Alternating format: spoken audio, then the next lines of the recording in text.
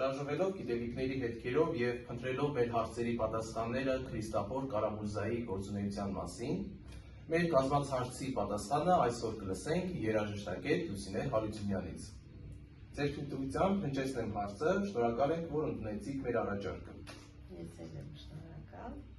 Ինչու՞մն է կայանում Կարամուրզայի գործունեության պատմական նշանակությունը։ Հայ երաժշտության պատմության մեջ իր ուրույն ու պատվավոր տեղն ունի խմբավար, կոմպոզիտոր, մանկավար Քրիստաֆոր Կարամուրզան։ Նա առաջինն է, որ հիմնեց քարաձայն երգչախումբը և հաստատեց բազմաձայնությունը հայ ազգային երգեցողության մեջ։ Նա կարծես շրջիկ դպրոց լիներ, յուրաքանչյուր գյուղում թե քաղաքում հիմնում էր երգչախումբ և պատրաստում խմբավարներ։ Եվ նա գործը կազմակերպում էր այնպես, որ իր հեռանալուց հետո շարունակեր գոյատևել այդ երգչախումբը։ Շատ շնորհակալություն։ Մյուս հարցը, ինչ սկզբունքով և եղանակներով էր Կարամուրզան բազմաձայնում իր խմբերգերը։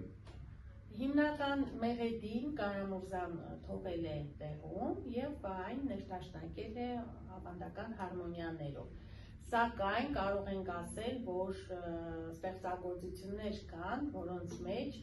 կիրառել է այսպես կոչված դամը, տոնիկական ձայնառությունը, որը բնորոշ է մեր ազգային երգերին։ Շատ շնորհակալություն, ձեր ամեն մի խոսքը շատ կարևոր է մեզ համար, շնորհակալություն հրավերը չմերժելու համար, պատրաստել ենք այս տանը։ Իհարկե կուզենայի մի հատ կարևոր բան ասել, նրա գործունեությունը նաև կրկնապես արժևորվում է այն տեսակետից, որ առաջինն էր Կարամուրզան,